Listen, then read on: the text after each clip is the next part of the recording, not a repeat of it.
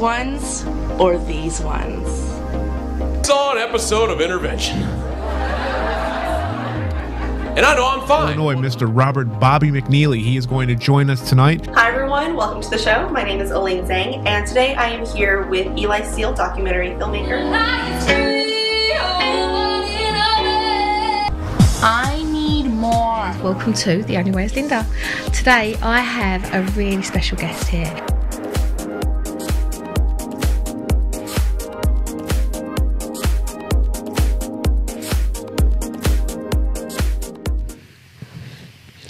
What's up, guys? Vaughn Johseph here. Thanks for joining me today. So happy you took time out of your busy lives and schedules to sit with little old me and my special guest. So we are continuing on with the Authors of Amazon series. We did Sarah Anna de Wilde. We had many people. Check it out. Zoe Williams with his Relationship Dismount book last summer. Bobby Glanton Smith with Real Men Don't Play, so on and so forth.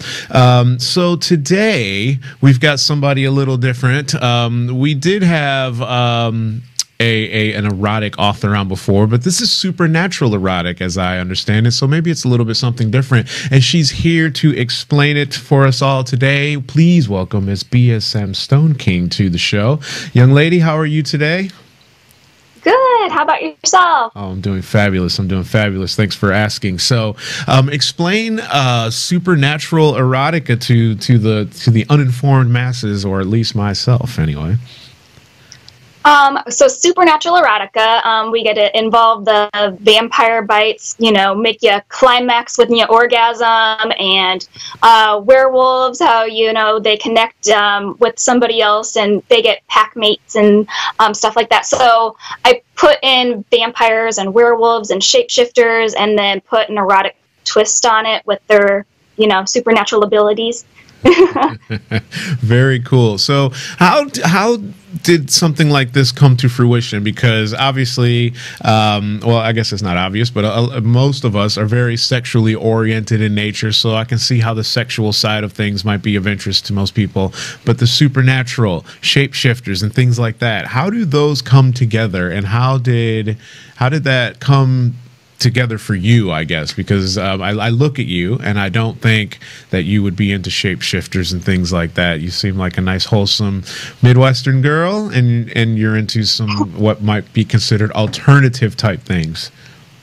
That's a good way to put it. Alternative, yes. Not sure really how I stumbled upon it. I've always liked vampire movies and werewolf movies and, you know, that sort of stuff. So I watched the Twilight. Everybody's watched Twilight, and I always thought, I wonder how much more hot this movie would be if they actually had good vampire sex scenes. And so I just figured I'd do my own.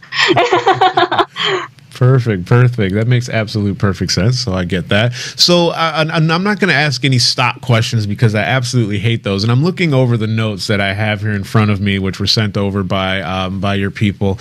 And it says that you're a sex expert. So let's cut the nonsense questions and get right down to the nitty-gritty. How does one become a sex expert? Like, is there, like, do you have to go to university? Do you get a degree? Do you have to study with porn stars when they say, no, you're doing that wrong, or how does that work? So lots and lots of research, and I interview lots of people, normal people, you know, just getting what their normal sex life is like and what kind of problems they run into, if they have an embarrassing moment in the bedroom, how to overcome it.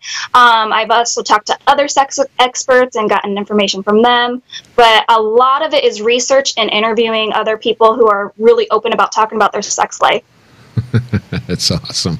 So it's research. Lots of research. And, you know, I got to practice some of my research, you know, to make sure it works. Yeah, I'm sure your partner hates that. So what are you currently promoting at the moment right now? What's the big thing that's going on in BSM Stoneking's world? The big one I'm promoting is my book, Captures Temperance. It's my bestseller. It's actually a BDSM romance novel, but depending on who you're talking to, it's probably more erotic. And I'm okay with that. That one happen to come about because of my vampire books, because in my series, my main character is a stunt double in the movies. And in the second book, she actually gets to star in a movie. And I had to come up with some kind of, movie role for her. And I didn't want to use something that's actually already out there, even playing off of it. So I came up with my own idea, and it was just too good not to write about. So it turned into an entire novel and happens to be my bestseller now. Nice, nice. Do you find that your audience, I'm assuming you interact, you go to the book signings and so on. Are there mostly women, or is it men, or is it a mixture of both, or who's your core audience? Primarily women, and I do have some random guys that'll, stumble in and be like, oh my goodness, I just loved The Vampires Ange De La Mort. That was just awesome. And that makes me smile when guys are reading it too, even if it's erotica, whatever hooks them. Yeah. Were you into reading erotica before you started writing it, or was it something that you've always felt in your life that you wanted to express, so you decided to start writing about that type of area or aspect of life? I definitely wanted to express it. I, believe it or not, had never read an erotic book before starting to write my supernatural erotica. Wow. I actually had no idea about the publishing industry, totally clueless, just doing it for fun, writing the book for myself. And a friend had read it and said, oh my gosh, you have to get this published. And I thought that nobody would want it because of the erotic scenes in it, since, I was naive to what kind of material is out there. But now I'm completely confident in it. I'm like, here, you like erotica, you have this. Nice. Do you think that you try to be more original, or do you try to deliver more what the readers want? Because they say you've written a book and this is what you've delivered, and this is what you felt, and then you've gotten feedback from people that have read the book. Do you then change for the next one, or do you stay the course? I try and go right in the middle. So I write for myself, and I don't want to. If the thing is I was told once that if you ignore your characters, so while you're writing, your characters kind of tell you what to put in there and where they want to go and who they want to have sex with. Almost slipped up there with the wrong word. Who they want to have sex with. If you ignore them, then they will kind of go off on their own, and you'll end up with writer's block. And I'm going to knock on wood when I say that I've never had writer's block. So, but when I get my reviews and stuff, I'll get some of them that are like, oh my gosh, I would love to have more of this, or, maybe more vampire fighting scenes. And, then I'll incorporate it. So I write for myself, listening to my character, but what the readers want, I try and, twine that in there a little bit too. Nice. What are some of the common traps, do you think, that a lot of, say, aspiring writers, what kind of traps do they fall into as newbies? Oh, that's a good question. Do you mean in terms of publishing, or doing when they write? I guess just in general. If you say, let's take this for example. If you could tell your younger, writing self anything, what would it be? What were some of the mistakes that you've made along the way that you learned from that you could share with someone else? So the big thing that I would say is write 3 novels minimum before publishing your first one, because you're going to learn so much about yourself as a writer. And while you're doing that, you're going to be researching the publishing industry. And if you want to be an indie author, or if you want to, go with a big name company, then you're going to learn a ton about yourself. I even reread back, because Captures Temperance is the 3rd book that I had wrote. And I read the first book from my Vampires Ange De La Mort, and the comparison is just night and day. My writing style changed. It seems more confident. And I mean, the first book, to be honest, I had actually thought about re-editing it and, making it better to how the knowledge that I currently have today. Right. But all my readers have said, don't touch it. It shows your progress as a writer. So that would be my biggest thing to anybody that's an aspiring writer who has not yet published, is don't publish until you've had at least 3 stories written, and then go from there. How many unpublished or half-finished books do you have? Right now, I think I've got 4. Do you have four of them that are. Do you have any intention to finish any of the other ones? I'd like say maybe that are half finished, or all of them. All of them. All of them. Yeah. Yes. I have. Well, one of them is the third novel to the Vampires Ange De La Mort series, and then I also am writing a third story for my smut stories because I write erotica and I write smut. So I'm writing a third story for Lena's Security. And then I also have a story in the works for Coming with Amy. That's another smut story. And then I have something that's completely different. It's a submissive male story. So it's a BDSM erotica, but it's going to be a male instead of a female who's into some very interesting fetishes, to say the least. BDSM, BSM. Now I get it. That's where your name comes from. So she's tricking us, you guys. She's tricking us. I love it. That's clever. I love it. I love it. So what's the difference then? Because to the uneducated like myself, between erotica and smut, there has to be a fine line, or is it like vastly, completely different? I think it depends on who you're talking to, if it's a fine line or not. Smut is porn on paper. It's, it's like what you would watch, but you can visualize it. So it's what if women don't like to watch porn, but maybe they like to read, this is what they would pick up. Where erotica, it'll talk about getting in there with the sex and the details and the feelings and all of that, but it's not quite as raunchy. I get it. I know someone that used to read those kind of books, the smutty ones. So they loved them. I'm obviously not into that kind of stuff, but I don't read that much. I have time to read that kind of stuff. Yeah. Maybe movie someday, and then you can just watch it, because that's what my husband says he'll do, is he'd rather watch it when it turns into a movie than to read the book.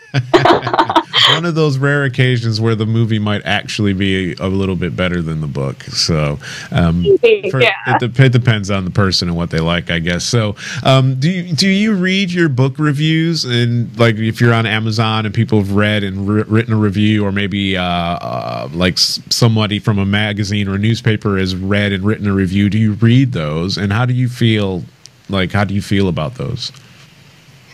I do read them. On Amazon, if somebody rated it less than 3 stars, I don't read it, because I don't need discouragement. So if somebody's rated it 3 stars, usually they have really great advice and suggestions, and they're not just being malicious, to bring a rating down on my books. So usually they have really great suggestions. I'll read anything from 3 stars up. And then if I start to read something that's negative, I just automatically stop reading it, because I'm sensitive and I don't want to read negative stuff. I want to, keep things happy and bubbly in my little mind. Yeah, that makes absolute perfect sense. So what's next for BSM Stoneking? What is happening outside of what we've already discussed? I have just become a regular contributor for Brazen Woman. So I write articles for them. I write, obviously, sex articles. So things to spice up the relationship or the marriage, and, the how-tos that people are curious about but are afraid to ask. So I've only got 2 articles published right now, because I've literally just become a regular contributor, but that's something that's really big in the works. And then we've been trying to work on going over to the UK for a book signing, but I think that's probably going to be a couple years for that one. So, I got to save up the money, because I want to come and sightsee too. I don't want to come for just a book signing. I want to hang out for a little while. And then I am hoping to have my 3rd novel in my vampire series published by late spring. And I've also got, this is a secret, a Christmas story coming out in December. Nice. I haven't even announced it to my readers yet, so you guys are the very first ones that I've announced it to. It's supposed to be a secret. An exclusive. We need the sound effect.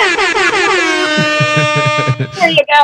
That's pretty cool. That's pretty cool. So, if people want to catch up with you and find your other projects, your other books, or maybe see where you're going to be doing a book signing, or maybe they just want to reach out to you via social media or Instagram, so on, where can they find you?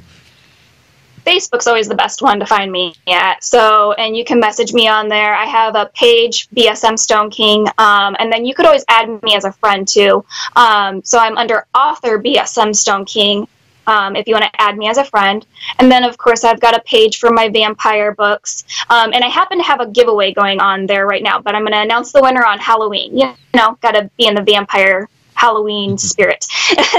So I've got a mystery box giveaway that I'm doing on that page, and then I've got a page specifically for Captures Temperance, so that way you can keep up with the details on all that good stuff. Excellent. Do you have a website or anything like that available? Yeah, www.bsmstoneking.com. Excellent. And then obviously I'm on Amazon. You can find me on Amazon as well, and then you can go to Brazen Woman and read my articles, and yeah, just Google me, and I probably take up an entire page. Excellent. Excellent. So thanks for joining us today. We really appreciate you taking the time out of your busy schedule to sit and speak with us for a little while. And if you make it over here to the UK, hopefully we are first on your list for the in-studio sit-down. We've got chairs over here on the other side. We'd love to have you. We can't wear the matching shirts next time. Okay, we won't do that.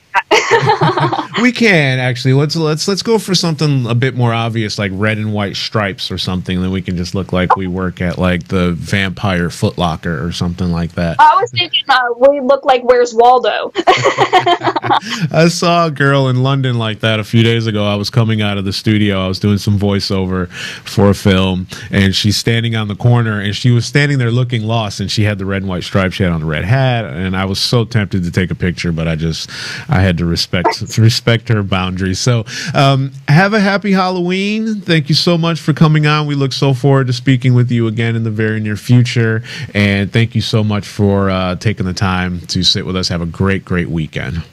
Thank you so much for having me. It's been a pleasure. Absolutely. Thank you. So that's BSM Stoneking, you guys. Thanks for watching. Check out her website. Check out her on Facebook, Amazon. If you're not an Amazon subscriber, you can use, I believe it's on Nook as well. And that's it for us today. Stay tuned for more of the Authors of Amazon series. We're going to have Sarah Arden on the show again. And we'll see you guys the next time we see you. Thanks for tuning in, and we'll see you when we do.